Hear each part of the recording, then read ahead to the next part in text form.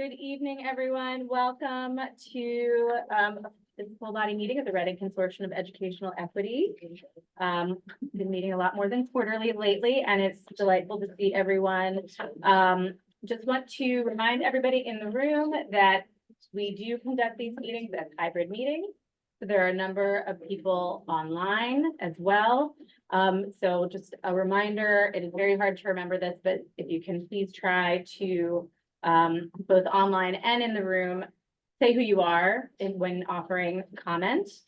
And then for those of you online, if you can mute yourselves when you're not speaking. This meeting will also be recorded and it will be posted online for anyone who's not able to participate in person or on the Zoom, so that they can catch up and view our activities and our discussion.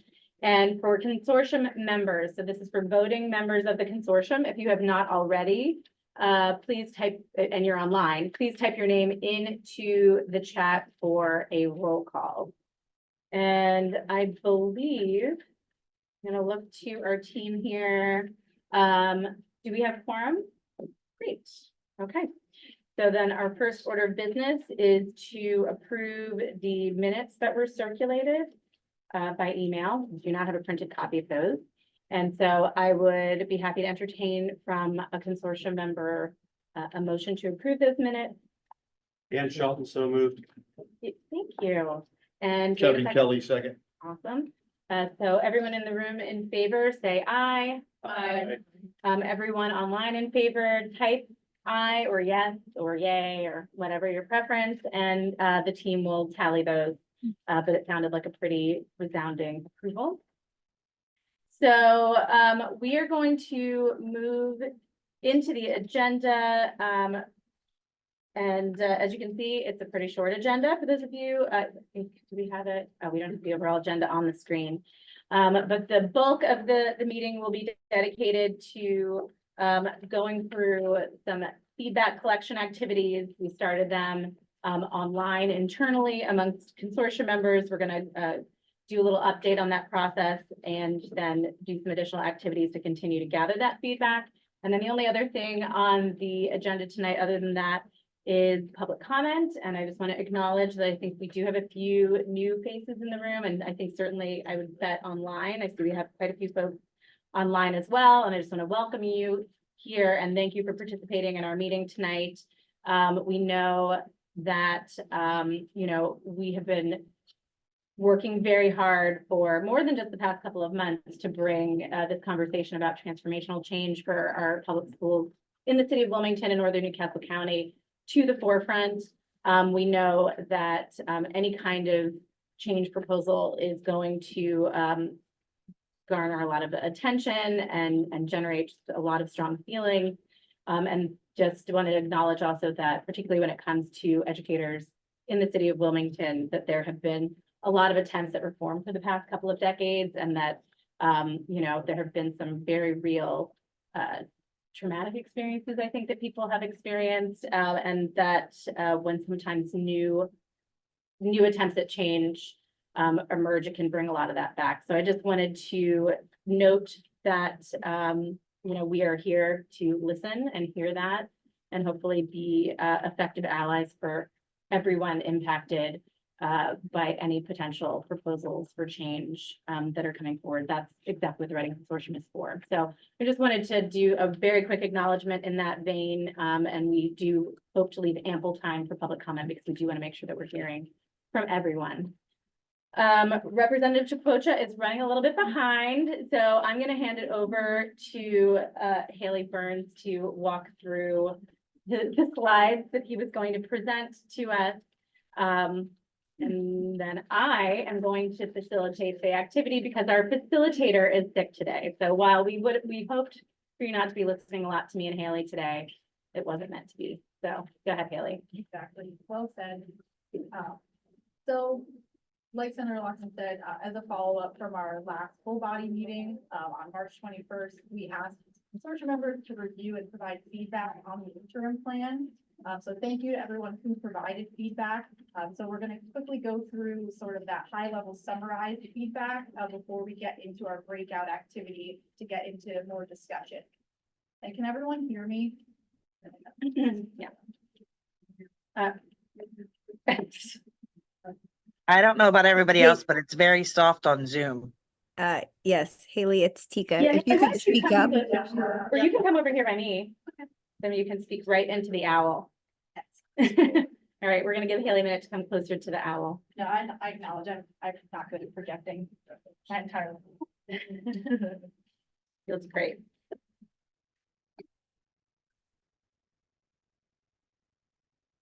So Elaine, you can go to the next slide. So just quickly, to review, the interim plan is sort of made up of 4 sections. So they're the immediate support for Wilmington students, developing a 2-district approach for redistricting, a process for developing the final plan and including robust stakeholder engagement and recommendations, further recommendations for action that are a bit big picture. So to start off the feedback, we want to recognize that there was some feedback around defining and like the purpose of an interim plan versus iterative and incremental, which were sort of phrases all used at the last meeting. So we want to acknowledge that we understand that feedback and we hear you and we plan to make sure that that's defined clearly. So the next section is immediate support for Wilmington students. There was general agreement that this is an appropriate step for the interim plan. So it was nice to have a point of some consensus. Helpful to clarify some points around exactly what this would look like. Does WLC have the operational capacity for this? And sort of how would funding work? So developing a 2-district approach. There was concern sort of around the process followed for getting to the 2-district approach and a lack of stakeholder engagement. Some lack around clarity of how the 2-district approach is minimally disruptive. Does it, meet those standards? Does it improve transparency and accountability? And does it actually really solve some busing issues? Also, how does the sort of proposed 2-district plan actually address students who are high poverty, high needs, and high minority. And also some possibilities that we could look into a Wilmington school district and how the educator shortage will be addressed. So a process timeline for development and stakeholder feedback.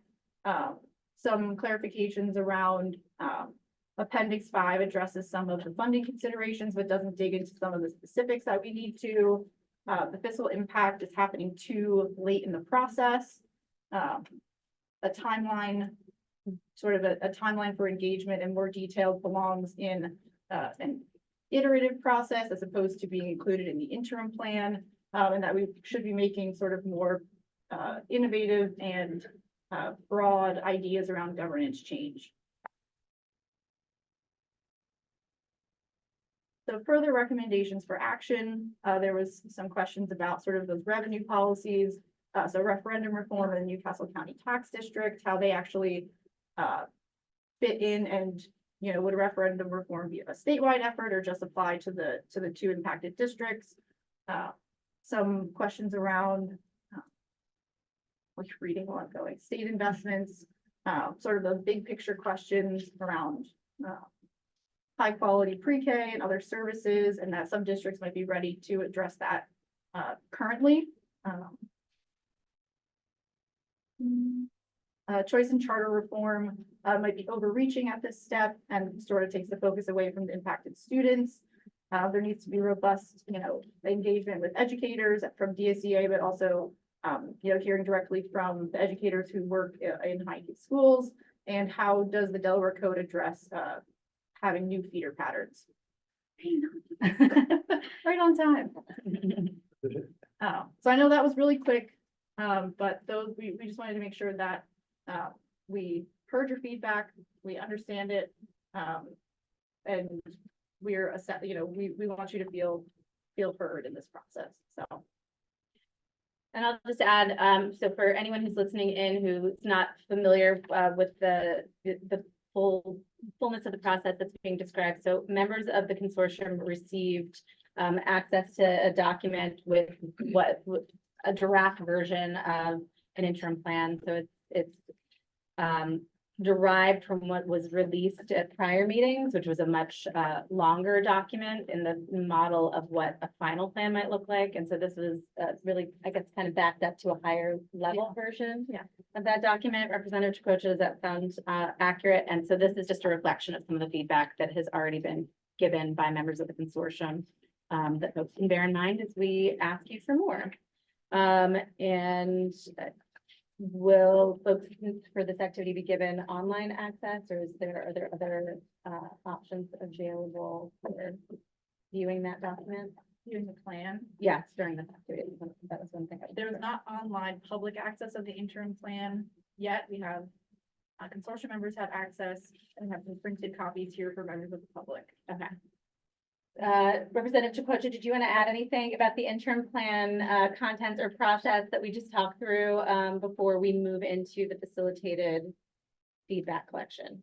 Thank you for those who did provide feedback. Looking forward to getting more. Apologize for my lateness. My son was in a duel at a track meet, and he was competing hard as a freshman for first place. He got 2 seconds, but I said I cannot leave. But I'm here now. We appreciate that. I'm grateful. Know what that is. They're in the right place. Great job. Okay, so again, what slide are we on? We are on slide 13. As I mentioned, we were supposed to have a trained facilitator for this portion. Okay, but unfortunately, that facilitator is not able to be here because she's unwell. So I'm going to walk us through the steps for what the expectation is for voting members to do during this activity that was designed by one of our team members, Shelley Rautzer from Delaware State University. I will first talk through the norms. And for those of you who are not voting members of the consortium, as Haley just mentioned, there will be copies of the document available for you to look at while we are chit-chatting across around the table together. So there are just some basic, I think, norms, which one of the things don't need to be said, but we're going to say them on how we'd like you to engage with this activity. We'd like you to be engaged in the activity and participate, listen actively, to try to open your mind a little bit about some of the ideas being presented, and to seek to be constructive in your feedback and specific in that constructive feedback that you give. And think about ways to reach points of consensus as opposed to just, drawing a line in the sand across which you will not advance. So this activity devised by Dr. Rautzer is called Interrogating the Slate. And you have a predetermined group that will be announced shortly of voting members. I think we're going for around 3 members per group, depending on who's in the room. Oh, and you're probably already seated next to who you're supposed to be talking to. And what we're going to do is look at those 4 sections of the plan, take it section by section. And we would like you this time, because we did have some, I think, concerns last time about people actually turning in the feedback. We want to make sure that we record what you are saying so that we can adequately integrate that into the next stage of development, right? So we'd ask that you choose someone to be the note taker and that you put those notes into the Google document that's linked here. So it's bit.ly Redding feedback. We're going to ask you to think about your feedback in terms of these 3 zones. This idea of a zone of comfort, a zone of opportunity, and a zone of danger, to kind of define how what you're reading on the page is making you feel about what is being proposed by the chairs of the working group. And so, okay, I see. So then you're going to start with the section that's indicated on the Google Sheet for your specific group. So what we're going to do is kind of do like a rotation through the sections and make sure that each section gets the attention that it deserves by the groups. Okay. Any questions on that? As I was just reading that slide, I hope that was adequately clear. We can always go back and talk through it again. So what are we talking about with these zones? you know, we thought it was a helpful way for people to think about what do they feel supportive of, what do they feel particularly strongly in a negative way about, but to get a little bit more nuanced about it. So we're asking for you to identify in the sections what falls into a zone of comfort. So, you know, feedback being reflective that you might be actually resisting the opportunity to grow and change here and just doing what we've always done and currently know, not really confronting what the data says and embracing new ways to do things that will benefit the students that we are here more and more frequently talking about how to help them. And then we're going to identify within these sections what we consider to be a zone of opportunity. So these are things that might make you feel a little bit uncomfortable and seem a little bit less familiar, but that may be worth some sense of risk that you're sensing there, because we know that something different needs to happen. This is an area that we might want to really emphasize pushing towards, because there's an opportunity there for improvement. And then there might be things in the plan currently that you might identify more as a zone of danger, something that feels like we're pushing too quickly towards, pushing towards without proper information or resources, and so on and so forth. So we're really asking you in your feedback to use these labels to maybe better describe where you fall in response to some of these components of the plan. Also, I just sent the Google Doc activity sheet to everyone's email in case if that's easier to access it that way. All right, we're not gonna worry about next steps yet, so we can go back. Yeah, add the zones up, yeah. Thank you. And so we have Yeah. to shift a little bit. So since we expected more people in person than are online, Kevin had his hand up. Kevin Oh, Kelly, yes, so sorry. we're going through the intermediate support for Wilmington school students. Each delta of a 2-district approach. They're the 4 areas that were, and each one in there, the timeline. So within there, we're gonna be looking at this comfort, opportunity, and danger. Right, so you can Right. mark up that document and say, this is something that seems like maybe it's a little, you know, it's very comfortable. That's a very status quo aspect of what we're proposing. Maybe it doesn't go far enough. What are areas that we think are, yeah, I think the zone of opportunity is sort of that sweet spot, right? It's doing something different, something that feels like a good way to get towards that growth that we're looking for and the improvement that we're looking for.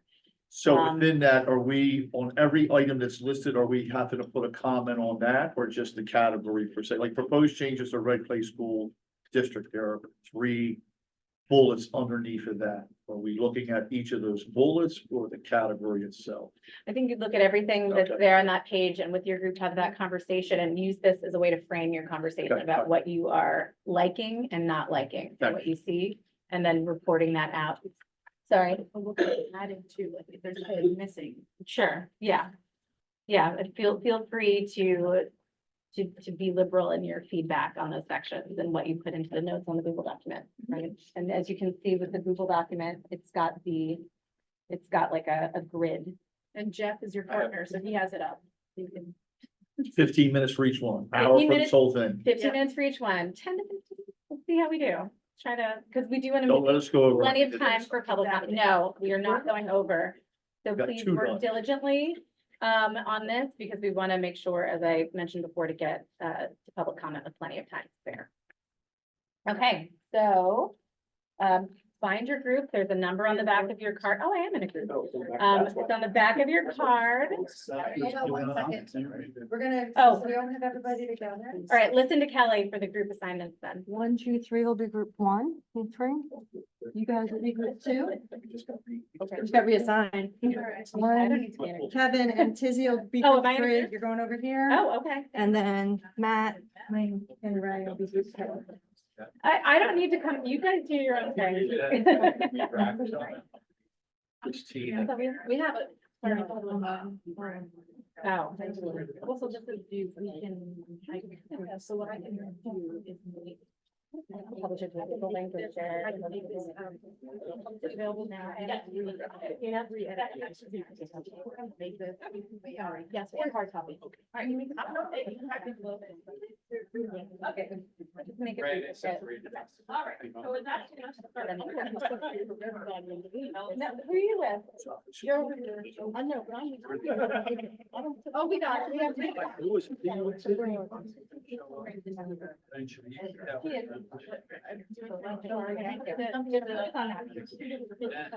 gonna find her over there. I got it there. And then identify a more opportunity.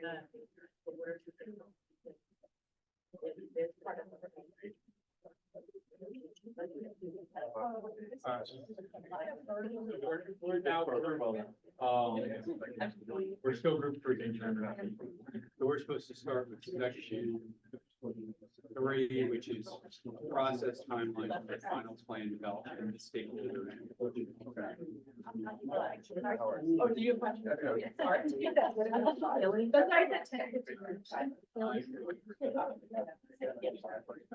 So. This is provided for many subsections of states.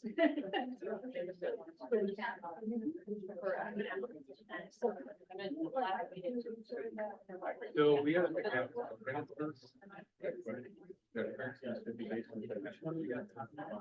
And those are one with all sections.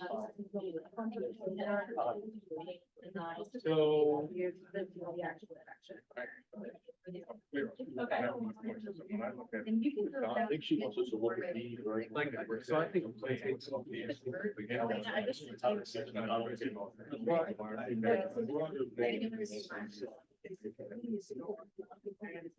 So. That is. Which one is?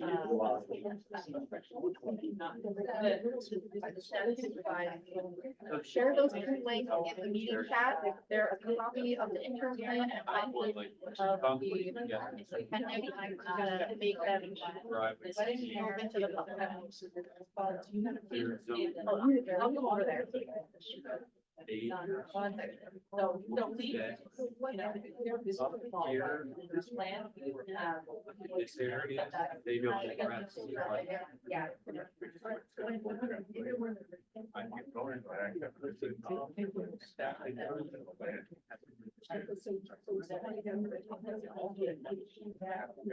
I would suggest that.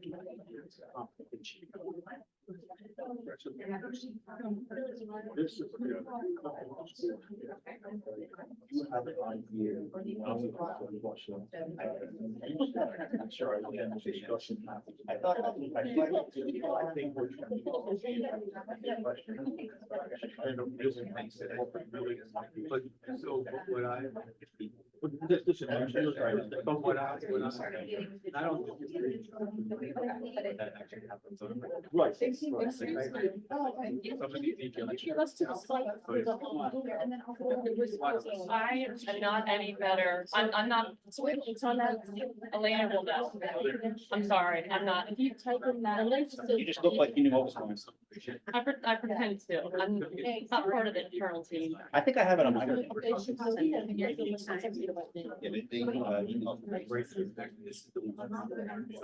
Yeah, I put the links in.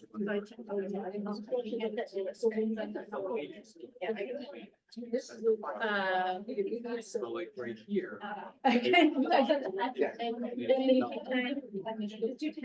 This is where. I don't like that. I don't think we're gonna be able to do this.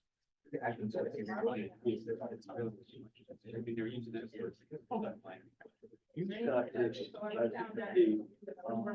Actually, I. I have. It more. I think it's. No, we can still.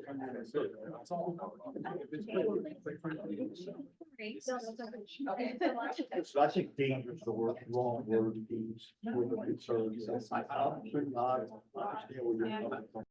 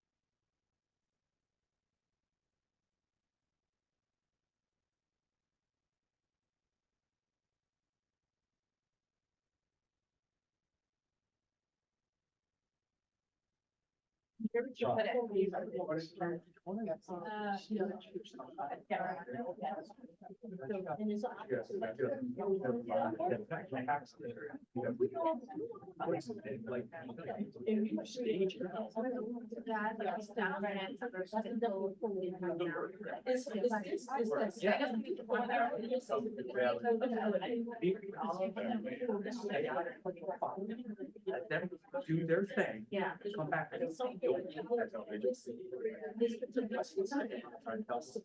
let them crunch the numbers. Yeah. I heard that.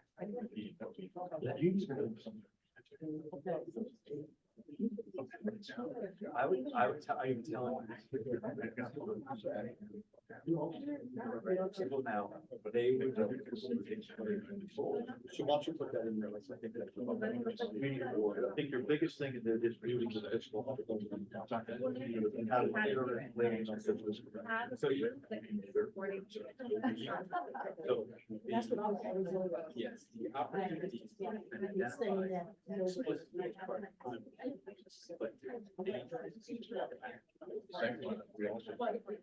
It needs to be up more.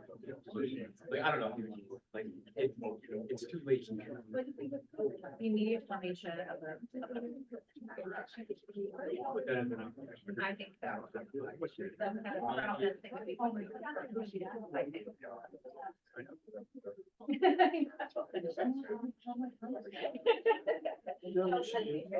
Yeah.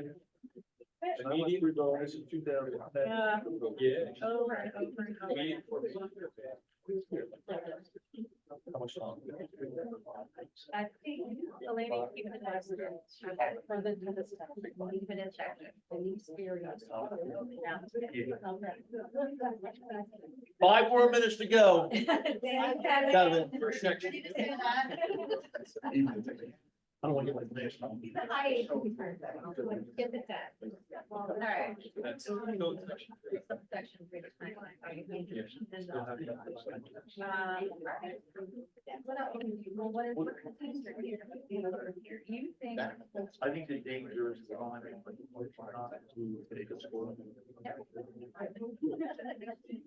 it all out there.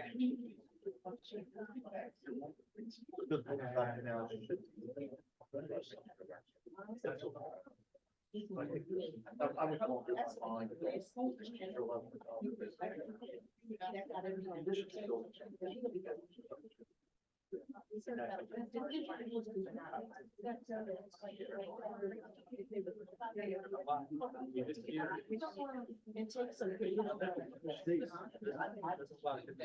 Dealt with on that page. You wait till.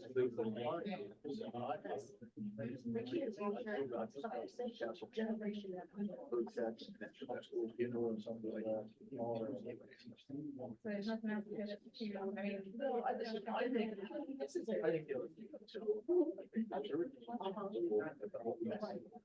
Then we can roll the other side.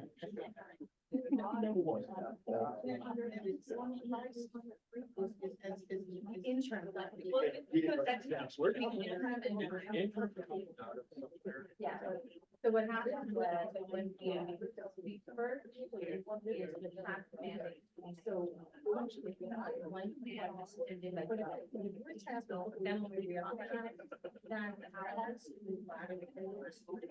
it was straight rich in a way that many insurance companies will not do these problems. And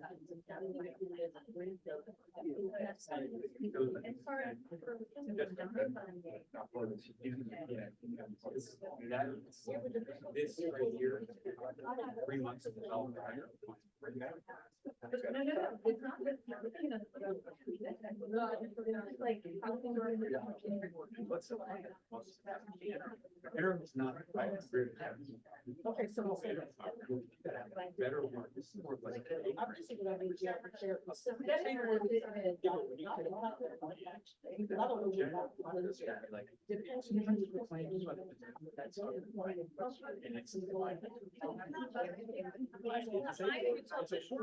People think we already Okay, have but this. the word.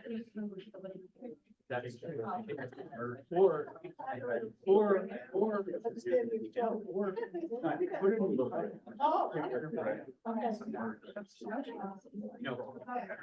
Create a title and then you have a footnote that says choice and then as per code, that's represented. Is that? I think that was.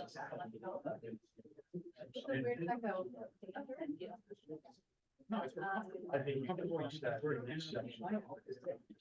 That section. Agreed with you. Yes. Well, if I need it once it's out, yeah. Otherwise, it was not in. The title of that one. This is what we call danger, that was just saying. I think it's. Is that what you're only exactly? For me, it was, for me, that was the only, and I. Like, in our knowledge, like, my understanding. What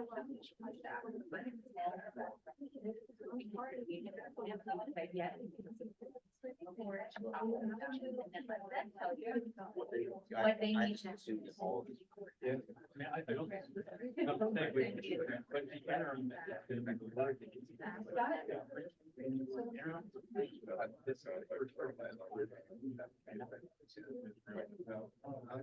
to last time.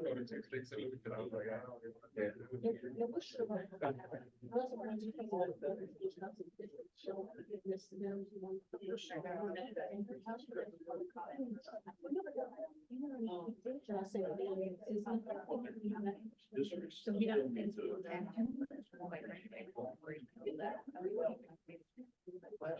Green line, yellow line.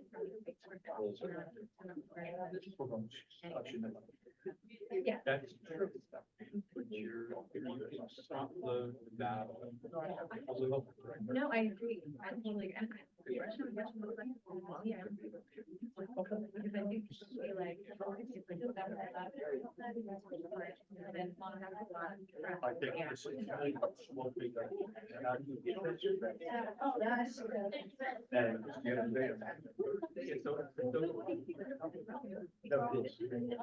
Yeah. This is final.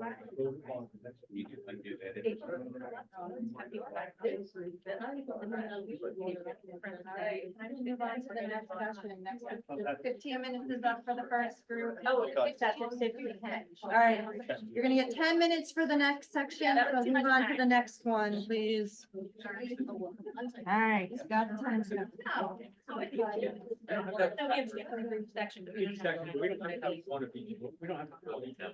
Oh, we got two. Oh, no, no, I thought we said about. So we'll go to section 4 now. Big idea. They're not.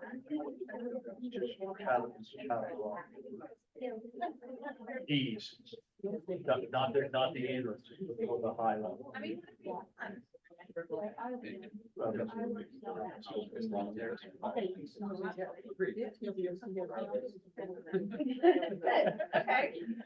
Yeah, but see, So this sounds like a lot of zones of opportunity. I don't think personally, I don't think. Because I. Well, but you can have a regular. I would like to know, my question.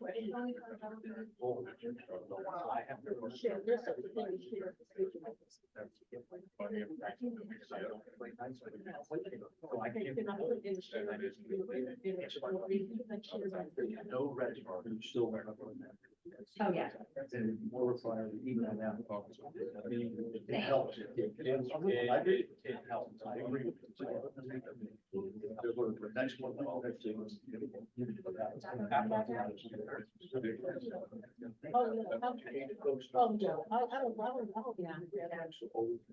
Is that what that?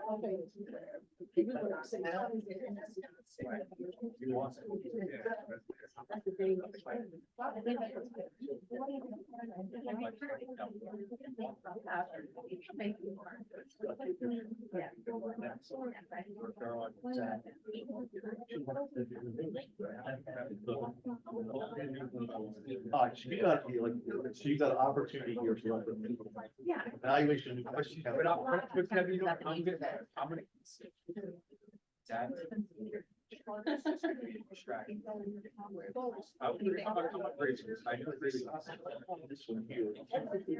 To avoid this. To avoid being in a situation. I mean, actually not worried about. Yeah, look at that. But so this one, you got to check. We got it. And you know, see. Totally eliminated. I think it. Our mandate, we have to. We're just out. I don't think it's a don't date. It's not, it's got to be done. You actually have to do it. Like somebody, this group of people, they need to figure out. We can't have that with CFOs. They'll have ideas. I think they should do. Well, they need to try to impact the strategy. That's. Right. The red flag in here, are these all opportunities? No, are they dangerous zones? Are there any danger zones here? And obviously, section one right now. So I think we can jump to what did you guys start with? Yeah. Tell us if we're right. Not the concept. Like, we're in saying when.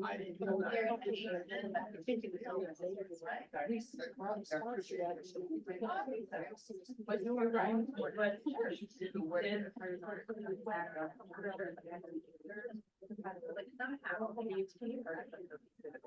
I just. I just don't know what that. Okay.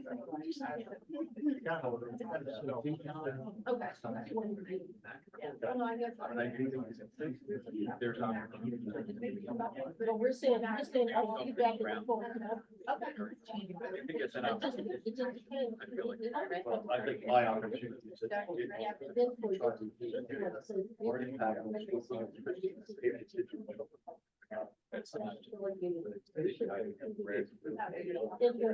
Well, back in this. High quality. Maybe You want us to go to. I just think. Okay. What do you mean? Well, access to high quality. You got any thoughts, Matt? On section one. I'm still. No, I.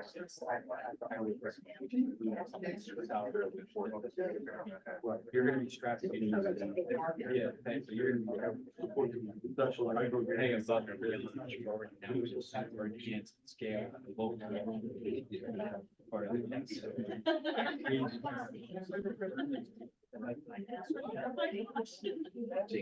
Yeah, I don't know. I think it's all the problems I have. Schools are.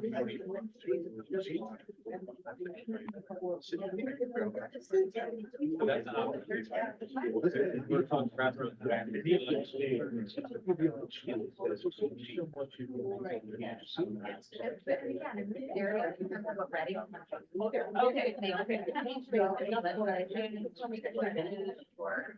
Whatever we can do.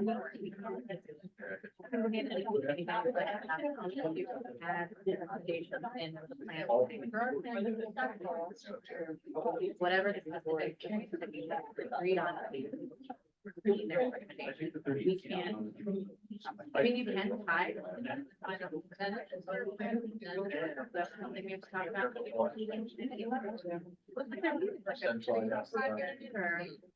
Yeah. We need to have additional resources outside of the school.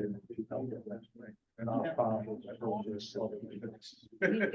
need to come in our range of performing and being for areas that talking about mention that we can be in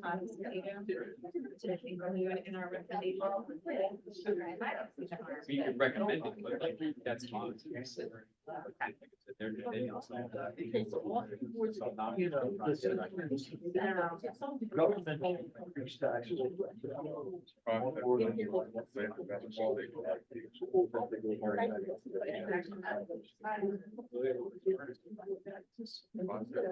Put it down.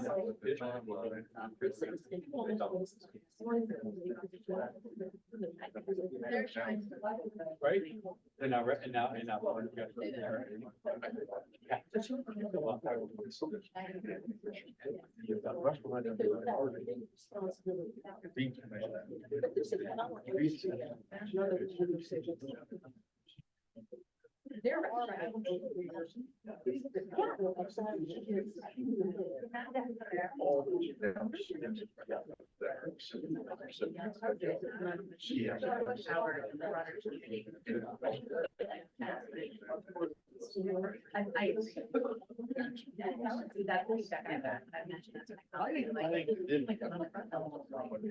I think this section though is probably, this section I think is more of an opportunity, the whole section. yeah.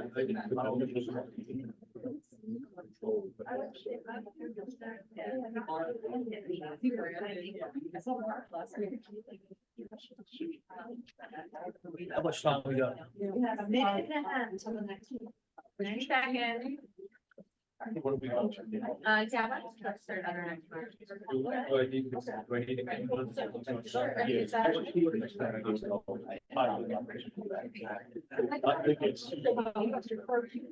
I think it's also. It makes it complex. You've got to- well, I'm not sure. Some of those things-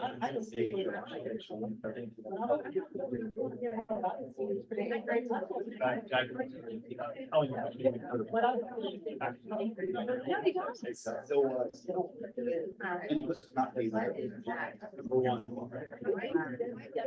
Immediate report.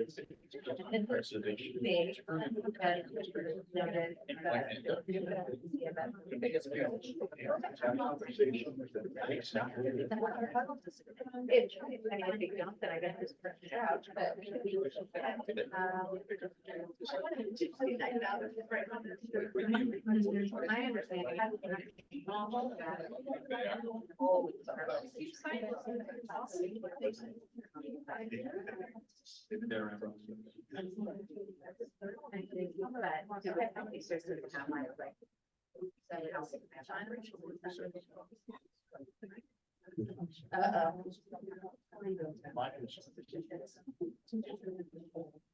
All right, everyone, move to your next section. We'll start taking notes on the next section. Thank you.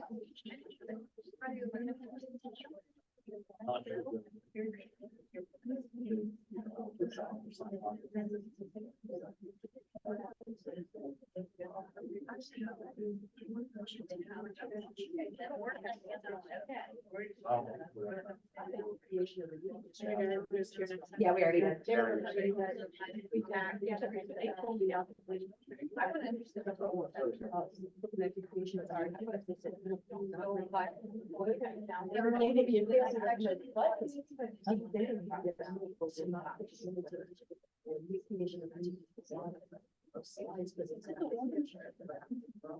They asked a question about this. I asked.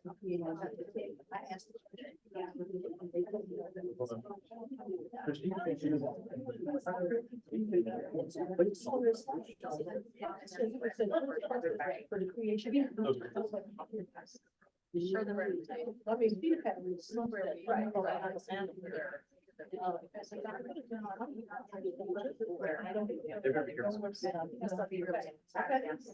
But that's another issue.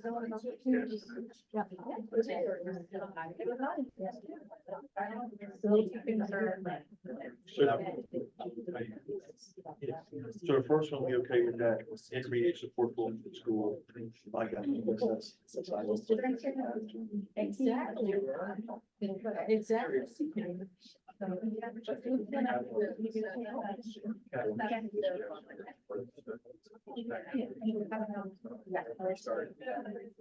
The chat. No, there sure was. So thank you. Sign up for.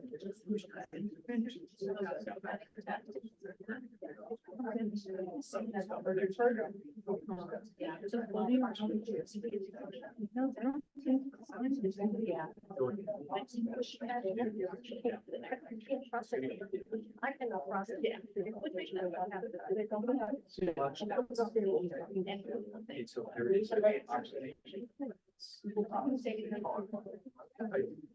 So back to this one. I read it. 17.5.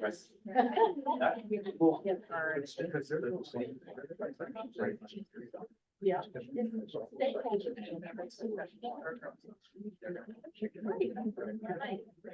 Is it too different? Yeah.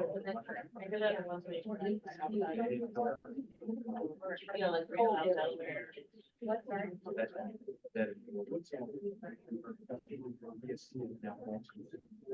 Right.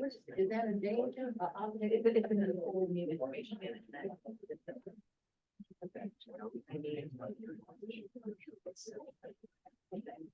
Do you have any thoughts?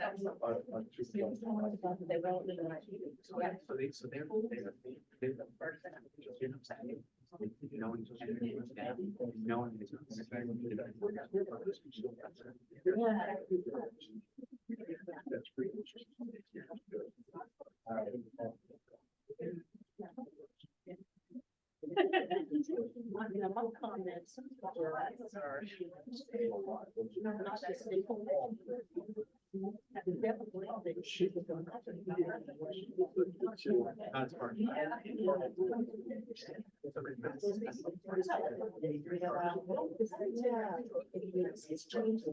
Like, he's got that so that's gonna be. Not gonna put the money. So how?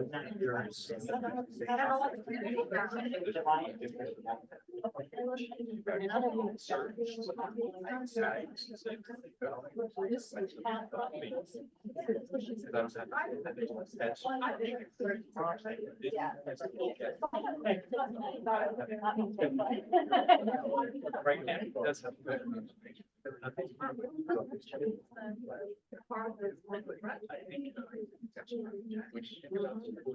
This is.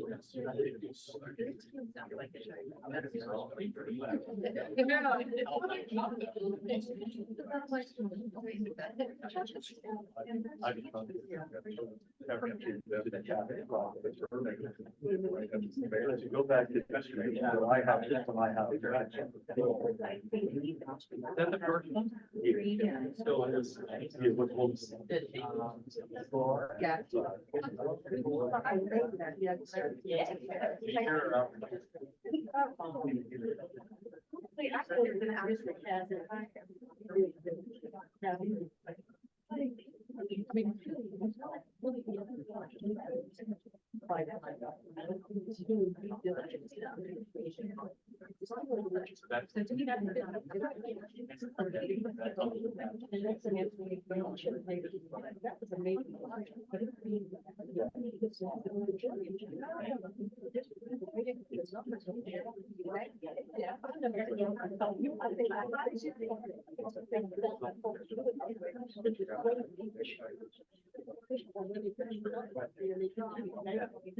There.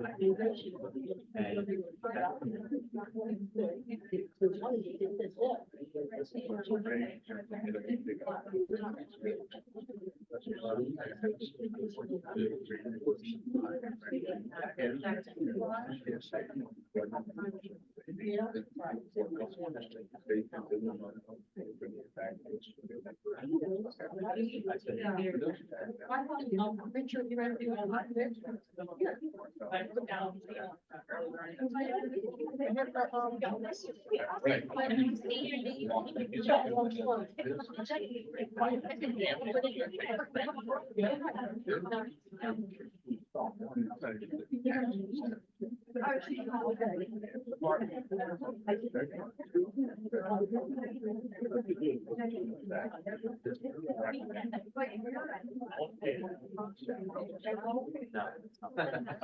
I still have. I still have. I kept mine. That's cool. I can't. I was like.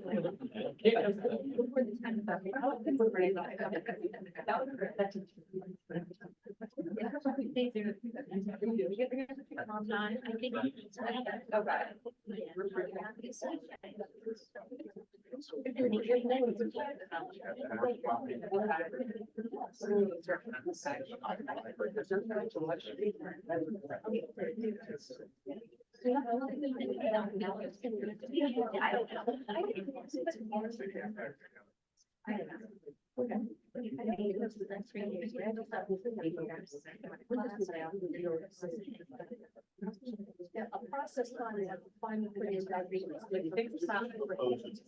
And it's what you say, position is pushing down. Studies it, that's what it's all about. Left hand time, what we're trying to.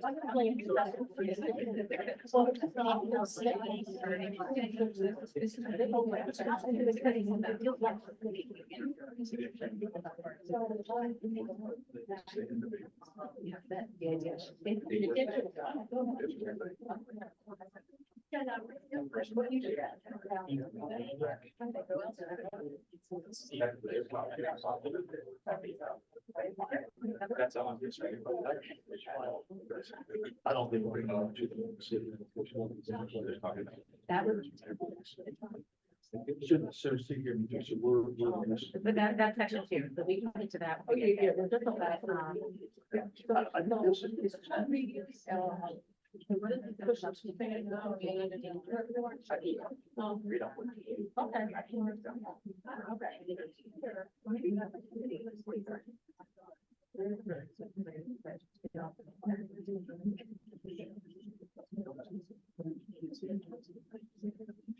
Oh, right.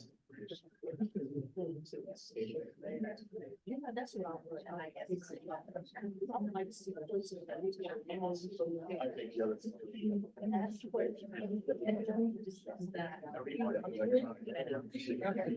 Exactly. Really, you're just.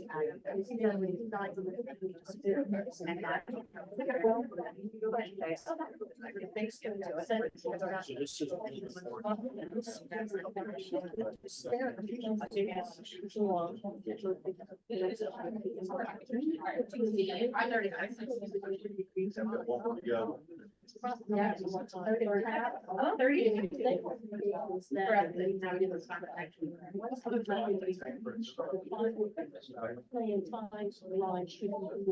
Yeah.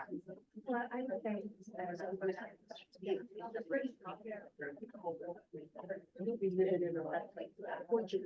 Kind of giving All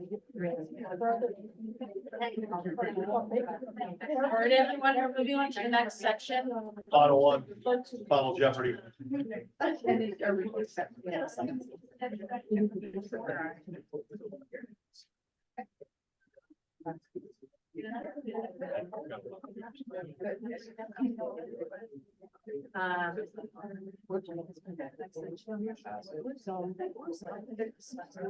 I mean, I know.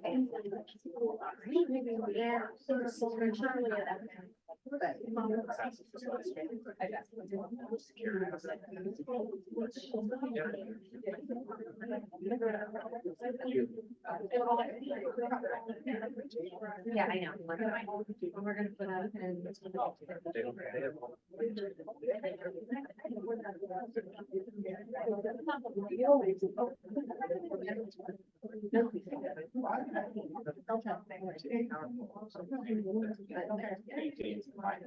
You know,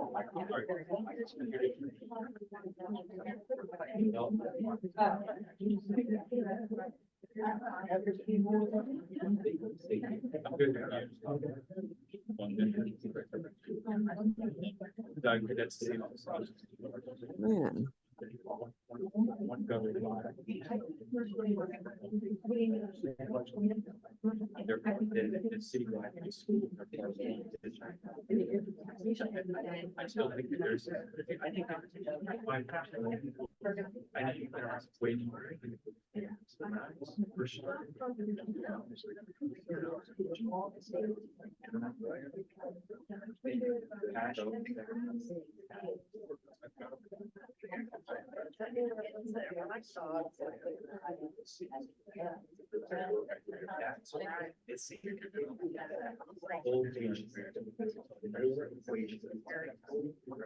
It is.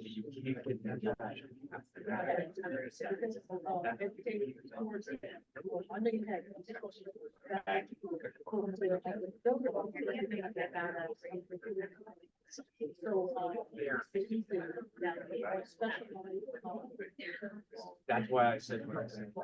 I mean, I grew up with that experience, so like, I just,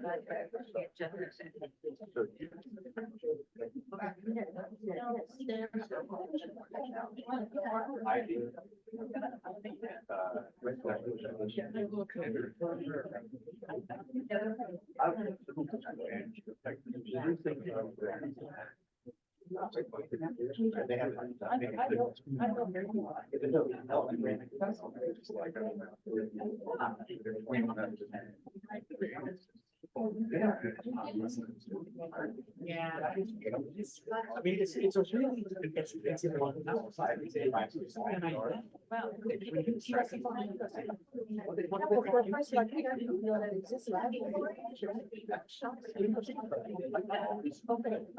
There's an identity.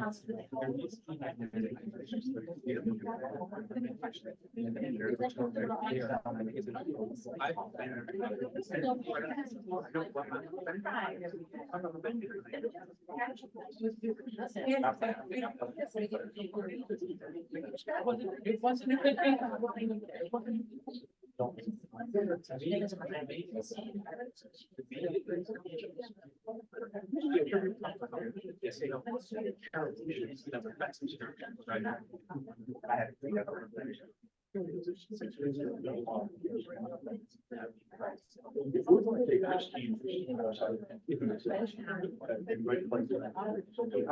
good thing. Over this side, like Adam said, no. I think 30. I still have your. I still have I told myself that. Just like a teacher. That's what's here. That's why. They should just. Say for something. I'm gonna change it. I mean, look, I was sitting there. I was just like,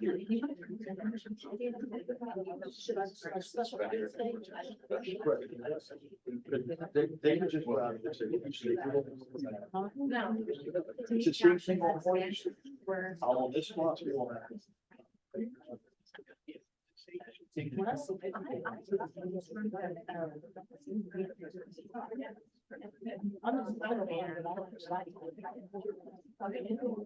Yeah, I can finish that idea. I think it makes sense.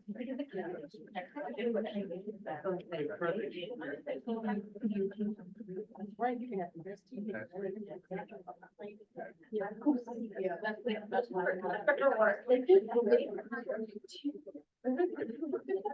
They can take them back. They can put it back. I mean, maybe. Why?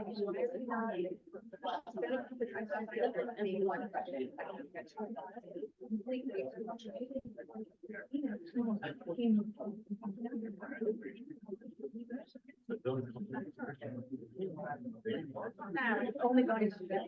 I know.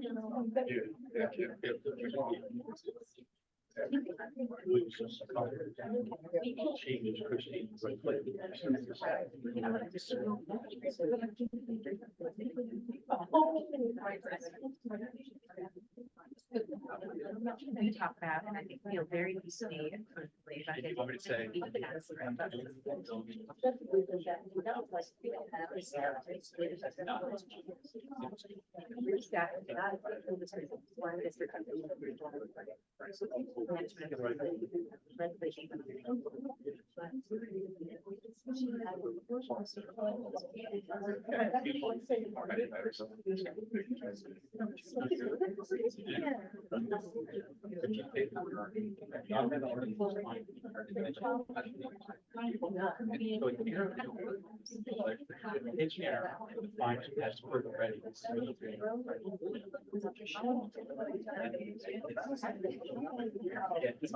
Let's.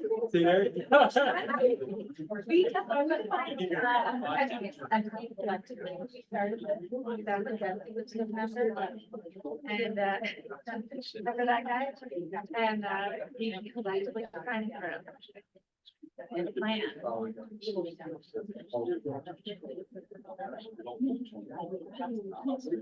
focus on fun and not.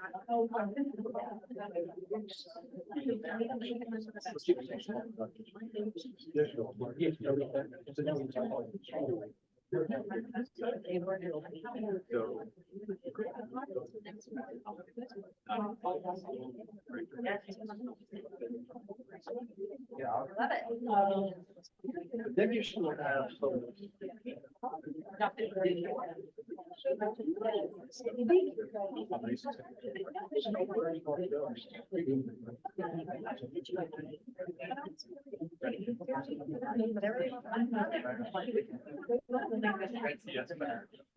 I know.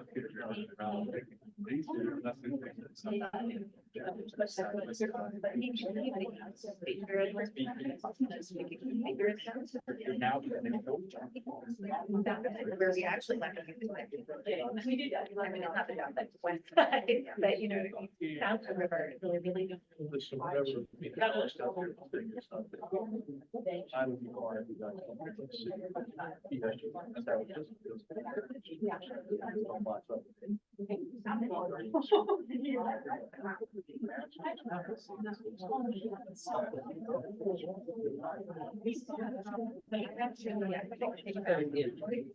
More like the best people getting for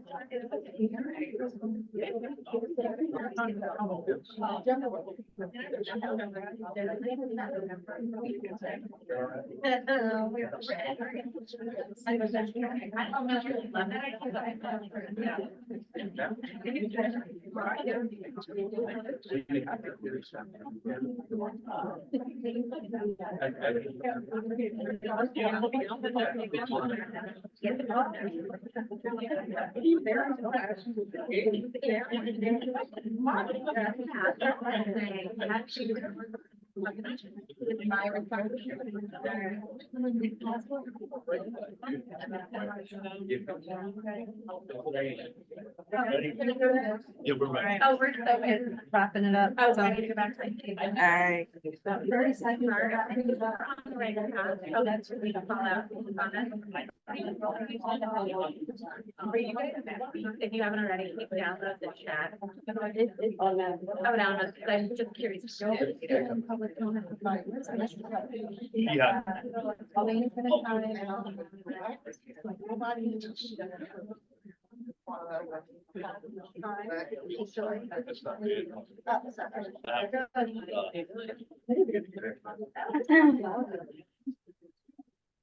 Okay. All right, we're coming back. Everybody should be done with their group discussion. So members, if you could, we're gonna move right along. I know hopefully people had some fruitful discussions together, and we are gonna circle back to a larger group opportunity to discuss. But again, we wanted to prioritize allowing the public to comment on what they're seeing, hearing, feeling. So we don't have a lot of people signed up for public comment at this point, but you are welcome to approach, raise your hand. We'll start with folks who are in the room. And I believe we have, it's 2 minutes for an individual, 3 minutes if you're speaking on behalf of an organization. And so we'll start with the 3 people signed up in the room, and then we'll move online. So if you're online and you're interested in offering public comments on the proceedings and the work that we are doing through the Redding Consortium, please feel free to pop your name in the chat and, Jay just raised his hand. oh, Sorry. okay. We want to- Councilman Street? No, I'll go and learn like everybody else. Oh, okay. You can be part of the group discussion. That's right. I guess technically you're not a voting member. So the first person I have on my list is Jennifer Dahlgren from the Christina Education Association. I'm actually going to invite you to sit here so that everyone online can hear you on the mic. So this will be our public comment seat. Thank you. Thank you. Come on. Also known as the hot seat. The hot hot seat. seat. All right. Simple that nature. Oh, well. Welcome. Thank you. Good evening. My name is Jen Dalgarn. I am here on behalf of the Christina Education Association. And I want to begin tonight by addressing a misconception that has unfortunately become all too common in our society, that the belief that teachers are the enemy. So I want to be clear that teachers are not the enemy. In fact, they are allies, mentors, and guides on a journey of learning and growth. They dedicate their lives to nurturing young minds, inspiring curiosity, and fostering love for learning. So we're all here tonight for one reason, for one common belief. We all want what's best for our students in the future of education.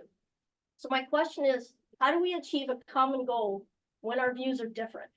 So much like the eclipse earlier this week, we have blinders on and we only see what we want to see or what is shown to us, a small glimpse of a much larger picture. So it's time for the blinders to come off. Many people here, both in person and online, have been through partnership zones, priority schools, even receivership. Each time, to quote Andrew Shepard from American President, they're interested in 2 things and 2 things only: making you afraid of it and telling you who's to blame for it. So my question is, how do you plan to be different? I want to paint a picture of a community where everyone works together as a team, where each member is valued equally, and where blame is not assigned, but rather challenges are faced collectively. In the world of education, there is a deep sense of unity and collaboration. Every individual understands that they have a role to play and that their contributions, no matter how big or small, are essential to the success of the whole. So the truth is that educators can't do this alone. They need support from parents, from policymakers, from communities, in order to truly make a difference in the lives of their students. We need to work as a team to address the concerns we have both inside and outside the walls of our school. Those blinders that are so proudly worn by some impact your ability to see the bigger picture. So we as educators need you to see the bigger picture. Each day we come into schools because we care about what we do. Our love for our schools, the families we work with, and the communities we serve run deep. And the solution is not simple. Moving buildings to another district simply transfers responsibility, creates uncertainty, and ignores the fact of how communities need to heal. Maslow before Bloom's. We need to meet students' basic needs for safety and belonging before turning to challenging academic paths to great success. You need to be different. Our students deserve it, their families deserve it, and we as educators are expecting it. I appreciate your time. Thank you. Thank you very much. Okay, next on my list, Richard Smith, Yes. come on down. Come on back. And for everyone online, if you could just state your name and affiliation, and you have an affiliation, so Yes, 3 my- minutes. My name is Ricky Smith. I'm state president in the AACP. The last 14 years. I was brought up under Lord Redding. I had Hooker School and Lord Redding became my Lord. Then he had did Brown Bush for education. He was the only Lord at the time with Attorney Nix, who was the Lord for black kids and stuff. I'm here now and some of his name and stuff. There's a problem. Yeah, And the problem, speak a little louder. okay, there's a problem. And the problem is the woman's in the city of Wilmington. We got 4 school districts couple of charter schools, a Tech school dealing with about 12,000 kids. And when you walk down to Camden, Wyoming, when you walk to Seaford, when you walk to Georgetown, they have their own school districts. Wilmington don't. I hear worried about the city don't want it. We don't have a tax break. We don't have this, we don't have that. But since 1978, we don't have 4 school districts in the VOTEC, in charter schools, controlling our kids. And we have no say. When it comes to picking superintendents, there's 2 black school board members on the board, and they are left out of the meetings. When you look at Colonial, you got 2 blacks, and they are left because the voting power is away from Wilmington. We don't have to have the voting power to put a school board on any school board around. The NAACP went to court for funding for black kids and brown kids. We are willing to go back to court again. Talk to the national, Derek Johnson, our president. We are willing to go back to the court. Lest we look at a Wilmington school district with the right funding or a Newcastle County school district with this one district instead of 4 districts. It's time for Wilmington to be their own independent decision maker. And we know that our tax base is not there because they stop us from annexing. We tried, we always got stopped. But when you look at Newport, when you look at Ellesmere, when you look at all these towns, they all out spread getting a tax base. Mr. Chairman, and everybody else, take us, give us some relief. Do something to stop our kids, 1 from 3 kids going to jail. When you go over to Gown Hill like I do, we do, you have, if you ask them what school they came from, 18, 19 years old, Brandywine, Red Clay, Colonial. And then when you look at family courts, when I go to court with different people and stuff, it's a mental health problem. We got a big mental health problem. We got gang fighting in Brandywine School District. We got teachers showing women that got in a fight, showing their tops and stuff. We got a problem in the state of Delaware when it comes to education. Yesterday, I heard on the news where they lock a principal up, and they gave the principal 4 felony charges for a fight that broke out something in the school. We don't need that. Give Wilmington and respect your biggest city the way we're supposed to, and don't leave us out, or we will be in court. And we will be in court for everything. We will sue the city, we will sue the state, we'll sue everybody to get respect and get our kids on the right tracks and Wilmington. Thank you. Thank you. Next, we have Aretha White. That you can repronounce your name and your affiliation and give us your comment. Before she gets started, is there anyone else in the room who would like to offer public comment? The show of hands? No, okay. Go ahead, tell them. Good evening, everyone. My name is Aretha White. I am one of the school counselors at Bancroft, the Bancroft School. I'm a middle school counselor. So it behooves us to act like, to the teachers and educators, this isn't just another switch of hands. We're in a space where not only are we not seen as educators, our families aren't being seen. Switching hands doesn't help the disparities that our families see. It doesn't create a whole child. Nowhere in this document do I see space to say that we are going to address the antecedents. We're going to address homelessness. We're going to address the disparities of income. We're going to address anything that's gonna allow for these communities to become whole. We can't educate a child if we can't connect with the child or the family. No district's gonna be able to do that. I don't care who it is. No district is going to be able to do that. One district is not gonna be better than the next district. We are just washing hands. So what it looks like to us as educators is this is a money plow. Okay. Who's gonna get the most money? We can do it better because we say this, and this. In this plan, I see nothing that speaks to our mental health, the traumas.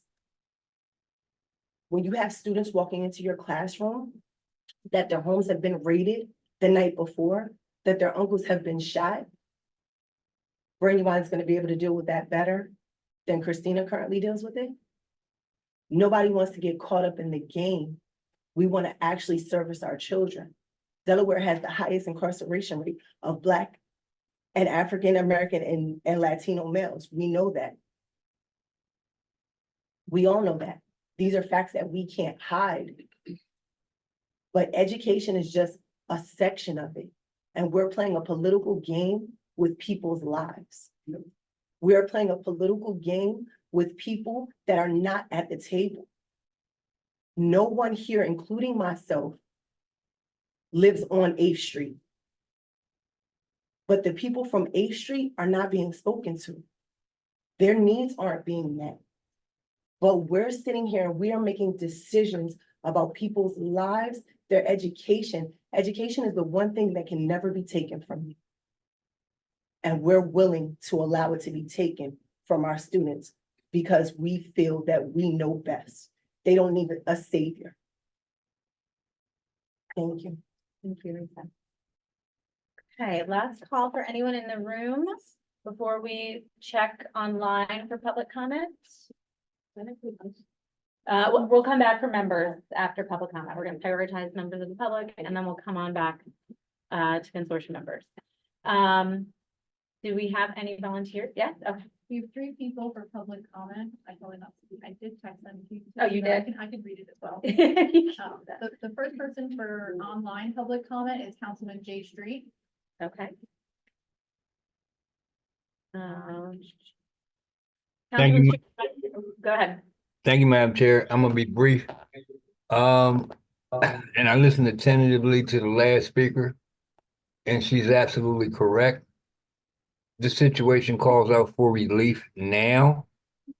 And as I have said before, if the schools in the Christina School District were under the charter school regulations, the state board would have closed them a long time ago.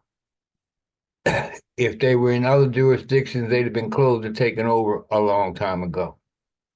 Now, we know that remediation of all kinds is needed across the board, and that needs to go with those children, and it needs to start now.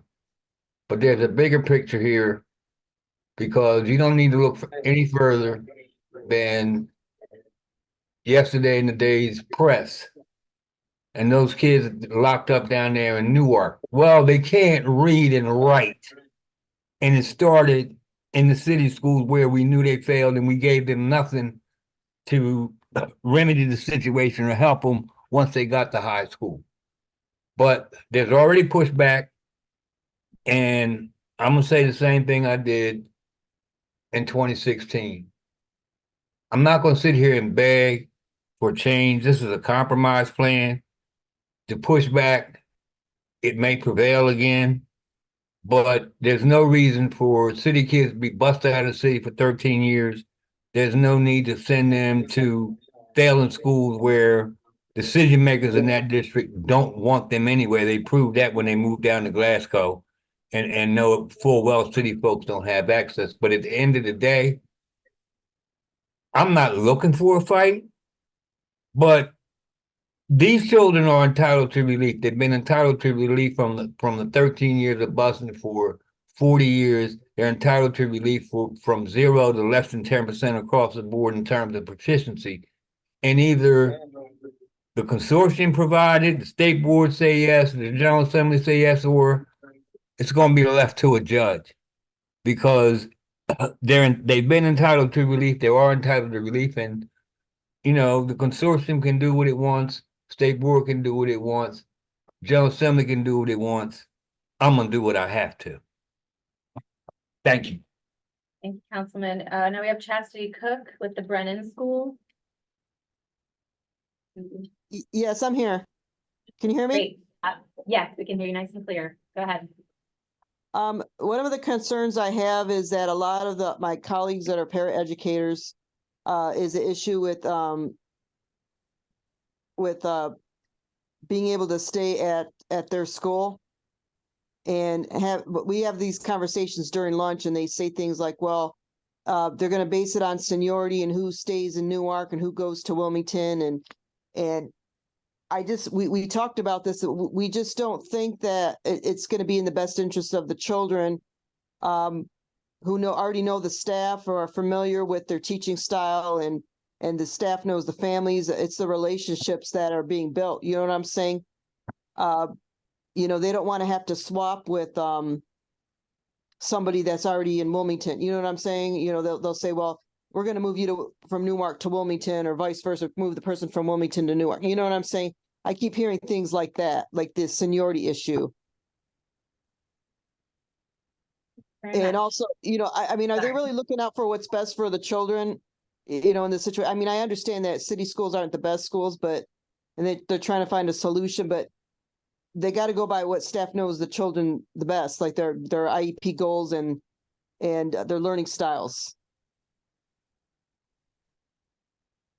Thank you very much for your comment. And I think, okay, and lastly, last on the sign up, we have James Taylor. If anyone else would like to offer comment online, just note that in the chat now, please. But Mr. Taylor? Good evening. Can y'all hear me? Yeah. So I would echo what Mouse and what Mr. Street said. I also listened to the educator from Bancroft, and I definitely see where she's coming from. I'm not an advocate of folks being saviors for people in our community either. That said, what we're after here is educational justice, and these children's situation does cry out for relief. Any justice has always two parts: substantive and procedural or formal. What we're addressing here tonight is the formal part so that we can get to the substantive part. So, you know, I'm hoping that we can get past some of the frankly pretextual concerns that like I've heard raised over the last month and get down to business. And as I said the last time there was a Redding meeting, get this done because it's long overdue. Thank you. Mr. Taylor, did we have anybody else sign up for public comment online? Is there anyone We can in? find one person. Oh, okay, Kyle Lynch. okay. Kyle Lynch, please give us your comment. 1 second. I had added it to the notes, but two of the things that I know that we had talked about through Christina School District with the Christina Paraprofessionals Association will moving to the two district approach. Will the staff in those schools be forced to change districts when the schools change districts, or will they have the opportunity to choose whether they stay with their school or stay with their district? And the second question was, will students attending a Colonial or Christina High School be forced to change in the course of their education if the two district approach happens during their time in high school? And I don't know that there's answers to that yet, but I do think that those are things that should be considered and figured out before any changes are made. Thank you. Thank you very much. Feedback? No one else online at this time? Is there anyone in the room who wants to offer comment before we turn it back to the consortium members for discussion? Okay. Thank you, everyone who's tuned in, and certainly especially to those of you who offered comment. So for consortium members now, it's our own opportunity to engage in conversation at the time that we have left, 7:07, and we are on the clock until 7:30, more if you want, but and so you've had the opportunity to take a look at, what is called the interim plan. It's sort of the blueprint to do the work of planning. And then we've had an opportunity to hear some of the pain points and the concerns from ourselves and from those members of the public who wanted to weigh in. So this is an opportunity for an open forum for any thoughts, anything anyone wishes to share from the exercise, you're free to do so, or any other, yeah, Superintendent Green. So, one, I think we're making an egregious error in calling this a plan, first and foremost. Because even if let's just say we develop a plan, there are 13 stipulations that have to go for the state board. And we're having transactional conversations about certain aspects of what impacts schools, why Christina should be removed from the city. When we look at it through the historical context, it was always because they were non-contiguous. And I think we got to be careful in understanding that the conditions, not just Christina, but all of our schools fall within. I would just say Christina probably has the disproportionately higher concentration of need that the rest of us don't have to deal with on a day-to-day basis. And we got to look at this broader from the context of revisionist history and trying to go back to what it used to be for the city of Wilmington and create a new vision of what we wanted to be moving forward. And I know folks might be against a Wilmington school district, however, but there are so many moving parts to this that we have to look at this through the lens of what makes the most sense for the city. And I would recommend that we strip names and stop looking at feeder patterns and look at it through the lens of what makes sense for the city of Wilmington. And not just the city of Wilmington from an educational standpoint, but the city of Wilmington from an infrastructure standpoint, city of Wilmington from a community health standpoint. And we're probably not best suited sitting in this room to actually do it. Again, all from the first time I stepped in, put in Bancroft Elementary as a 6th grade teacher and with RIF, and then the sign, the stubs, and, fast forward 24, 25 years later. Our children, communities are dealing with different issues. Many of them the same because the system and the structure hasn't changed. But it is, I think, at a crisis stage where we got to look at this from a bigger lens of just education. And what does it mean for the broader Newcastle County and not just the city of Wilmington? Because there's a lot of mobility. There are a lot of families who, we saw it during COVID. There were households who had children in Tech, had a child in charter, had someone in a traditional school district, and yet they were being forced to navigate 3 different educational systems within one household. So contextually, again, I see a lot of opportunity when we went through this exercise, but when we call it a plan, there's so many unanswered questions that leave it open for interpretation without really doing deep analysis around various impacts around the 13 stipulations. Because ultimately, whatever happens with the city of Wilmington is going to have a broader implication or broader impact. I give everyone this stat, and regularly we have 8 middle school programs. We have roughly about 1,350 8th graders matriculate or transition to 9th grade this current school year. They're slated to go to 24 different district or charter high schools. What community can have stability if you have that much mobility? And so we have to take an honest look at this and not look at it through the lens of being transactional, but being transformational to say, what are the possibilities for a Wilmington? And again, because people are already drawing lines in the sand based on funding, based on number of schools, based on infrastructure, rather than saying, what's a true vision for the city of Wilmington? And figure out who the willing partners that are willing to come to the table to support the children and families that are earnest and honest with. Thank you.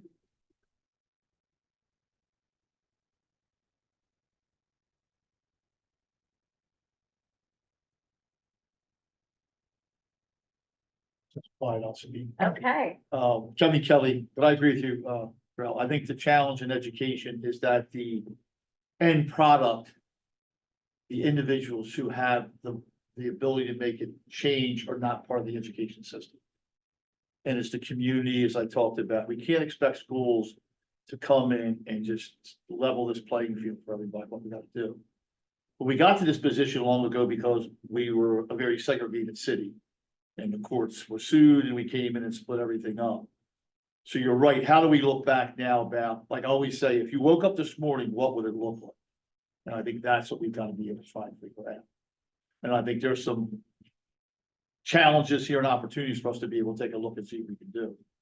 Teacher at the end made a lot of good points about, you know, the young people in the city and what we're putting them through. And I'll blame it all on Christina. We all have responsibilities of making young people better. Just because you're 10 here and 20% there doesn't make you any better. But I think I get concerned with putting the city of Wilmington on this island, like all the kids in the city are on the island of misfit toys and waiting for Santa once a year to come take us and save us and put us where we need to be. We're just like any other child, whether I live in Browntown, I live in Hidden Valley. And we've got to look away from that and house it much better, because this is a generational transformation. This is about what's going to happen when I got a granddaughter being born in August, when she goes to school and further down the line. How do we make this change? And it takes a lot of people. And I say this all the time in the city. We spend too much damn time worrying about crime in the city and not worrying about education, mental health, and the health of the people in the city. And that's the top priority we've got to do. And people need help and they need resources. And not everybody's bad. See, there are great people here. We've got to promote that more as we go. But the challenge of this body is to try and make some recommendations. That's what the body was created. How do we make a recommendation to see what we can do? And there's really no, it's not fitting in like we'd like it to, but we've got to start somewhere and see what we can do. Thank you. yeah. Haley, hi, can you hear me? Is that Tika? Yes, it's Tika. Hopefully you can hear Hi. me. We can hear you, Tika. I I have questions. But I have a couple of process questions as far as what are our next steps? Are we going to be coming back together to discuss again? Are we going to be voting again? And then I also just want to elevate something from the community around people are asking for copies of the PowerPoint or the other document maybe that Haley put together. And when I looked back at the website, I don't know that things are still getting posted to that website. So maybe if we can share for folks where they can access it, as far as if it's going to be attached to the public calendar or that Solutions for Delaware Schools page. But I think that would be helpful for folks. And thank you for sharing this slide again. Oh, yes. Thank you for that. And I believe, is the website going to be reflective of the meeting materials? Yes, we've been having When a will- little transitional issues with another tech person helping us with the website, so some of the full body materials were not reflected. Yeah. But we're working on that. We're also trying to streamline a better process for doing that moving forward and posting probably more on the public meeting calendar. Okay. And then linking from our website to make sure that it's easier, they're always up to date and like transparent, so. Okay, I'll just repeat that in case anyone online can hear. So there's been sort of a little bit of a tech transition, and it sounds like what is going to be happening more moving forward is material to be posted, bless you, to the public meeting calendar, which will then be linked from Solutions for Delaware Schools. So whichever place you go to, there should be a means to access the materials. So that is a work in progress to make sure that all of these items are readily available, and apologies that they are not currently. To your point about the next meeting, and that we have the slide up about next steps. You know, obviously the purpose of today was to, you know, get some more substantive feedback on this document. I don't disagree with you, Superintendent Green. We are struggling a lot with the terminology that we have given ourselves, I guess, Representative Chicocha, in terms of plan and interim and all that stuff. But so the document that we have before us, we wanted to get some more substantive feedback to continue the work of developing that, taking that on, right, Representative, and so we can go from there. So there will be an adjusted version of this that will be, it sounds like, I'm just looking at the slide like everyone else, distributed. And an accompanying document. and a company document to show, to sort of guide you through the changes, and I think offer sort of an overview of the feedback received, sort of like the slides that we saw earlier that highlighted some of the key feedback that came in. So I hope that answers your question. Do you want to add? It does. I didn't do a great job at commenting in the Google Doc, but can I continue to send feedback via email? Yes, but also can you put it right in the plan if you have access via Google? Yeah, members should have access to the We- plan. Yeah, we itself. did put some of it in or at least our group put some in there too. Do you want me to put in that same section or the other section of the plan that I guess you emailed, Haley? Whatever is easiest. You can email it to me and I'll make sure it's filed in the right place. Sounds good. Thank you. Thank you. Oh, okay, I thought you wanted that. Yes, thanks, Stephanie. Stephanie Ingram, I'm the president of the Delaware State Education Association. Collectively, Delaware educators are interested in doing what it takes to create great public schools with the requisite resources that are staffed with resilient, competent, caring educators and support professionals who work to ensure that every student's academic, emotional, and social needs are met. This is a social justice issue. As our NEA president Pringle has often stated, it's time for us to reclaim public education as a common good. It's up to us to reimagine and transform our educational system into a racially and socially just one that prepares every student to succeed in a diverse and interdependent world. Every one of our DSEA members works to ensure this is the end goal for everything that we do. City educators are doing what they can to serve their students despite the challenges and inadequate resources they face. Right now, they are feeling they are being blamed for system level issues. Educators are working within the confines of a system that greatly influences the choices that they are able to make to support the students with whom they serve. These educators from all job classifications have studied and are certified to work with students at all levels and at all needs, and are often not given the support and resources they need to best serve their students. Educators are not being given the professional discretion to use their judgment as practitioners to make the decisions and choices to provide education that our students deserve. DSEA has been conducting building visits and speaking to educators in the city of Wilmington schools, and major themes that have evolved are we have found these are educators who care deeply about their students and are invested in their school communities, but they are feeling disempowered, overwhelmed, not heard, and afraid they're being seen as an obstacle that's only looking to block change and are not looking out for the students for whom these decisions may impact. DSEA educators are willing to come to the table and provide input, but want assurances that their voices are going to be heard. I would like to suggest that we create an advisory council to allow our educators the opportunity to work and to allow the educators who work and service our students the opportunity to provide input. I would also like to suggest that we perhaps think about holding our meetings in a space and a time, not just for educators, but for families to be able to attend. Thank you. Thank you very much. And just as a clarifying question, you are suggesting the Redding Consortium have itself an advisory body of educators? Yes, please. Madam Chair, Oh, yes, sir. can I come back? Yeah. Okay. Okay. I listened attentively to everybody that's giving public comment.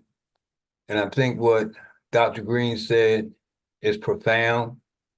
If you look at the infrastructure in the city, desegregation destroyed the city. From the beginning, we lost 2 hospitals, all the hospital workers, and all that tax money. Every media outlet that was in the city is no longer there. The city of Wilmington gave the port to the state. The state gave it to Gulf Tainer, and that major entity is no longer there. What we did was we built another city on the river, and now we're suffering from 2 cities. But by the same token, we have to start somewhere, and this isn't rocket science work. I mean, Ray's sitting there in the room, and the same thing that the experts told us in 2001 is applicable today. Reduce class size.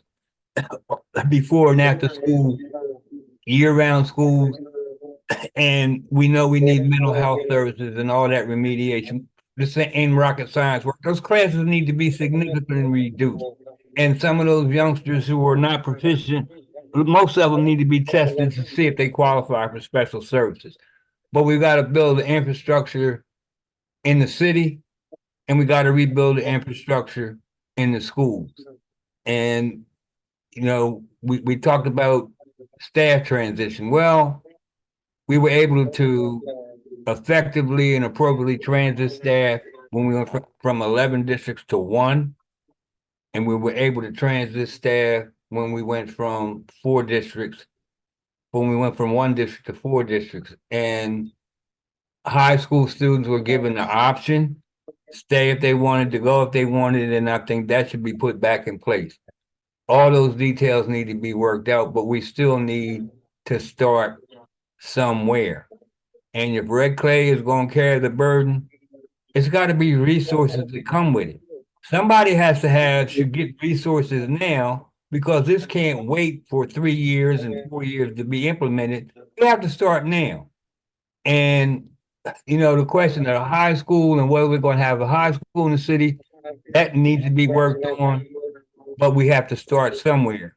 And I'm just going to remind everybody, going all the way back to 2001, this is a compromise plan because Representative Namdi and I, we both agree to this compromise because in our hearts, these four districts should be abolished. Should have never been created in the first place, and we should have one school district in northern Newcastle County. It was a compromise in 2001. It was a compromise in 2008. It was a compromise in 2015, and it is now with a view that two is better than four. And we just need to move forward and make some kind of progress. But everybody who commented tonight was right on point. Educators need to be involved, parents need to be involved, and kids need to be involved. We talk to them, we talk about them, but we're not including them. And certainly at the high school level, they need to be included. They can tell you what they like, what they don't like, what they want. And we robbed the kids a long time ago. You hear Senator Brown would talk about when he was growing up. Number one, he could walk past the mayor's house and say hi to the mayor in the morning. He had Pritchard at Bancroft, and after school he had Boswell at People Settlement. Kids don't have that now. You got a school that's got graffiti inside the school. How do we allow that?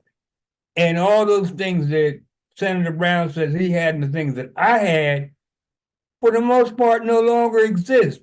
And that's part of the infrastructure that needs to be put back in place. And we need to work on all those things collectively. I'll close with that for tonight, but there's work to do, but we have to start somewhere. Thank you, Councilman. Thank you very much. Okay, to that point, I just wanted to point to, especially in light of Stephanie Ingram's comment, you know, we do have that section in the, I don't know, in the document about the engagement of impacted groups. And so if you have not already formally, you know, submitted maybe a little more detail on that proposal that you offered Stephanie around an advisory board, and I heard some mention of students, which were not mentioned in the document.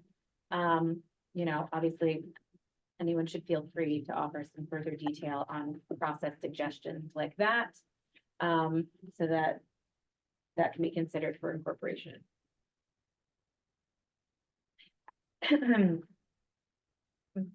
Giving a beat for others to say something, but I think we had someone who raised their hand for a late coming public comment, if they're still there. If we feel that others have said their piece, is there anyone else in the consortium who would like to say something before we wrap it up with a final public comment that was offered? Yes, Representative Williams. So thank you for this discussion, and thank you to all the people who came out and made public comment. I'm confused as to what are the next steps. I'm concerned. And I want to say that I know everyone in this room is coming from a good place, and we want what's best for kids. And I do agree there's urgency here and we need to get something done, but I don't know what that plan is. Like, we can talk about students, no one in the public could understand what was going on. Like, we weren't part of the conversations. I have no idea what you guys talked about. Anyone listening in could not understand. I do agree we need to do something. And so I hope that we do what's best in the best interest of kids, not what's in the best interest of adults, like kids. And I know that everyone wants that, but I am very confused about what the next steps are and where we're going from here. So thank you for the work that everyone's done. And I know it's a very challenging job, and I don't envy the work that, you know, is put on your shoulders, the heavy lift, but we do need to do something. Thank you for that. Yes, and then we're gonna go to the public comment because we do have someone waiting online who signed up for public comment, but go ahead.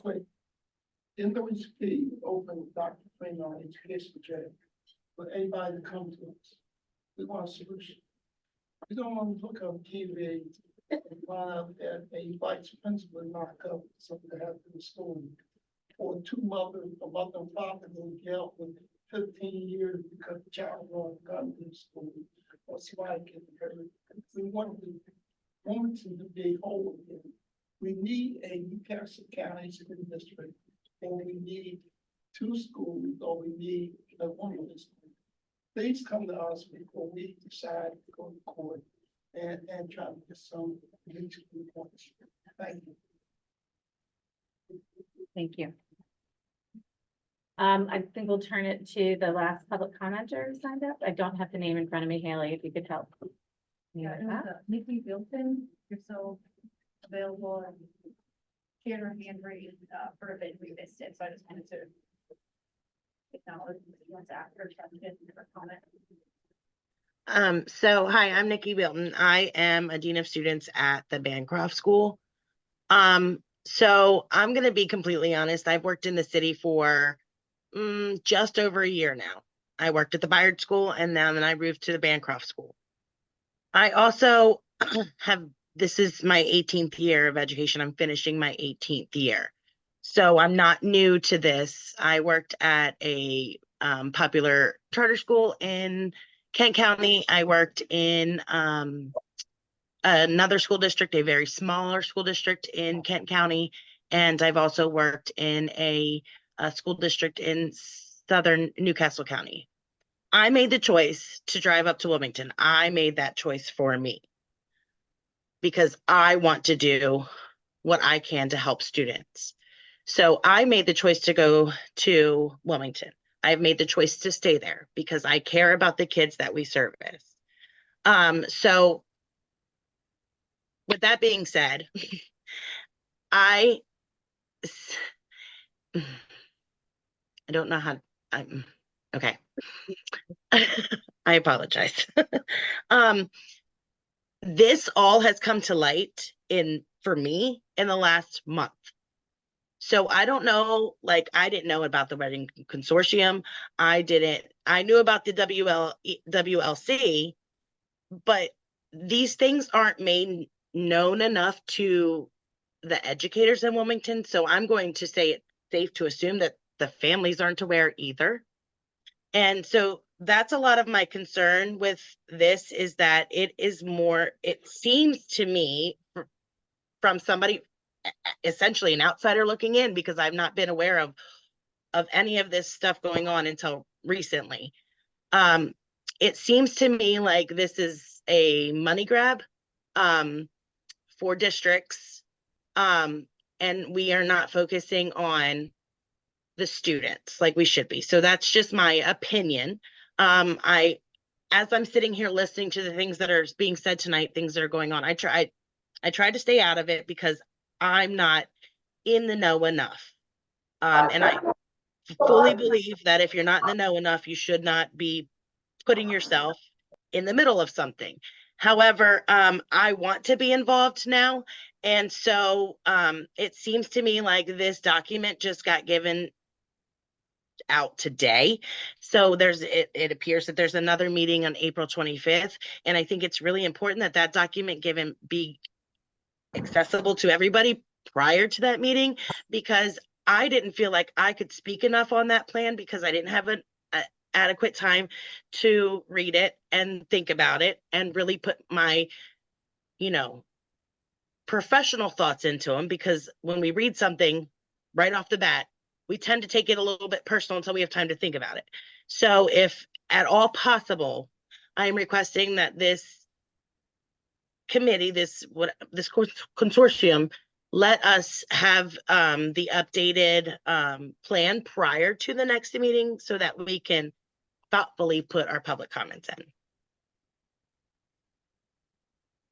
Thank you, Nikki, and everyone for your feedback. And as we close, I will, I acknowledge when we're doing kind of the workshop activities, it's not the best opportunity for public engagement. We are working to have something actionable at some point in the future. And I think in terms of what will happen next week, Representative Chakotcha, you are going to the state board, but not with a document or a blueprint or anything like that, just to talk to them about kind of the history of the work that you've been doing on this and Councilman Street and others prior, to kind of begin that engagement with the state board. And until such time as this body of consortium members feels comfortable, you know, voting on a document to take to the state board, we're going to continue to have these conversations until we have a document that we feel we can say, this is something we want the state board to read, and understand that this is a direction that this body has agreed upon. So that's my understanding of what comes next. I can't give exact dates of what that is because it's up to us to continue to offer feedback and develop the document, and hear from various stakeholders and make sure that it's clear what each of those steps are, that we will be affirming and adopting as a body. So I don't know that that's that much less confusing, but a little bit of a sense of what you can continue to expect us to meet and have these conversations until action is taken. Tizzy, Yes, Tika. it's Tika again. In the meantime, until Haley's able to get the stuff uploaded to the public meeting calendar, I did share the draft through my Google Drive. And so I put the link for folks and they can access it through that in the meantime. Thank you. Okay. Well, I will accept. I have one Oh, question. yes, Bettina. So on the meeting on the 25th, correct? Do you anticipate that we will continue this discussion? Do you expect action to be taken at that meeting? I mean, I'm based on where we are today and the opportunity to deliver a document for a vote. I mean, that's what, is that 2 weeks away? And my personal feeling is that's probably a little soon for that to happen. But if anyone else feels that they would like to take action at that meeting, then we need to recalibrate. Just wanted to be clear, speaking back, to go back Right. to the process question. Right. Yeah. Thank you. Yeah, I think until everyone feels like things are clear and understandable, and I have to keep having these conversations. And if there are other things that we can take action on, it could be like an establishment of a advisory group. There's things we could potentially take action on. But yeah, I wouldn't anticipate. And if we feel that we're getting the feedback that we need and are in a position to take action, everyone will know that well in advance of the meeting, but that would be in a week. So you can draw your own conclusion. Kevin. Just a follow-up. So is our goal to try and get before the Board of Education in no later than June? Or we get there July, August, September, or whatever that may be? So based on what we heard from our Deputy Attorney General, so we were initially, I think when we talked about this in March, was it, talking about kind of like a race against the clock to get something by June. We're not, if we're offering something of an interim nature, we're not bound by that same timeline. So again, but eventually there has to be 13 stipulations that have to get addressed. That's in the final plan. Right, so I think we have to work toward what the ultimate goal for a final plan is so that when we come to these meetings, we know what we're focusing on, right? So what the 25th, what's the priority for the 25th for us to be able to provide something so that we're all clear on what we're responding to, what we're reacting to, what feedback we need to give. Otherwise, it puts everyone in a difficult situation because it's no level setting. Just feel like we all have the same information at the same time to be able to think through, get engagement, get feedback, have people respond to whatever it is that would ultimately go to the stakeholder. Right, and so that's why I just made the point, like, when we say this is a plan, when this isn't a plan, because the plan has to address 13 stipulations, right? We can submit interim plans, and it could be any one of those 13, it could be 1, it could be 2, it could be 5, it could be 7. But I think that through the process of code becomes somewhat confusing when, again, we're looking at this more of a transactional lens, and what pieces, we can group the stipulations to say, is it funding? And so on the 25th, we're gonna look at the funding aspect of it, or we're gonna look at, so I think there's Yeah. some clarity and some guidance around process Sure. would help everyone, and if I'm hearing feedback from the general public and the consortium members, we understand the timeline has been extended. So Yeah. with the extension of the timeline, then what's now the process based on that extension? So so this document that you see before you, offering direction as to how we get to that plan, is what the consortium would be agreeing to bring to the state board to help them understand the So track. that's work. what- If that's it, Okay. this item, and I totally understand what you mean about calling it a plan, but it's a plan to plan. It's So a we're blueprint for basically plan. taking a framework to the state There board you for go. them to approve how we're gonna develop. Correct. For them to offer feedback, correct, and this is the current format of what that could look like. Okay. Is that document public for us? It is now circulating. I think it sounds like it's gonna be placed with public meeting materials. It's gonna be placed with the public meeting materials. Yeah, Senator Buxton has that hand up for. Oh, I'm sorry, Senator, I did not know that. Senator Buxton? Hey, you're quite all right. I was interested in listening to the comments that were just shared. I was honored to ask to join the consortium and challenged though, because I lack the expertise. I have a passion for it. I want to see us do good. And I have no question in my mind, the folks on the consortium believe that. The question I have is listening to the folks who are actually, I'll just use the phrase, in the game, whether they're parents, whether they're educators, whether they're administrators, elected officials. I just want to give weight to what they're saying when they say we want a better understanding of what's going on. And so that's really what I wanted to say, just echo the concerns of individuals who maybe feel like they want a better understanding of where we're headed, which I think now, as I've heard, is the intent. So I'll just end with that. Thank you for the opportunity to speak. Thank you. Any other clarifying? It's very helpful to have people ask questions and hopefully get the answers they're looking for. So I don't mind staying all night. My last comment. I think there's the urgency to work out all the details for what we're going to present to the board. Because my understanding, we're presenting a board of like a vision of where we want to go forward. And once that happens, then we got to really figure out when we come back to it. When legislation is introduced, legislation gets introduced, people sit around the table, have some ideas, have some conversations, and it's introduced, and there's a lot of discussion about where it goes. I think at times we're trying to answer all the questions before we even submit where we're trying to go to. And I think that's going to happen. Otherwise, we'll never get approval from the state board to do anything. And all the concerns are about, not concerns about not seeing a document. But I think at some point, we've got to say, okay, here's what we have, and we've got to get something to the Board of Education to get their concerns. Because they may have a whole different lens than ours about what they're concerned about. And figure out how we make this thing work. Otherwise, we're gonna go through this whole plan before it's even submitted to the State Board of Education. And that's just my concern. Yeah. Thank you for that. Thank you. Do you want to give us any kind of? Not just that, I mean, to me, my sense is their understanding for all of the members where we are. I mean, it's really a planning phase, and it's really for us to set the stage to this framework that will address all of the stipulations that need to be in the final plan. But before we can get there, we have to present our initial framework to the state board. So that's what we're trying to do.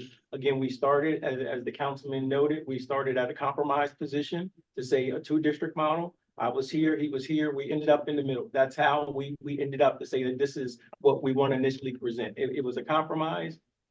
That's how we ended up here. I think that in terms of where we are, we can't address every stipulation right now. We're just not there. There are individuals, organizations working on various aspects. And when we get to that point, we'll bring individuals in to support us in addressing the stipulations. But right now, we're at that just basic phase where we have to submit something, initial framework to the state board. That's what we're asking for input on, what document in this document that will go to the state board. All right. I'll entertain a motion to adjourn. If there's any. All right, second? Second. All right. Thank you, everyone, very, very much. And see you in a couple weeks. Check your emails.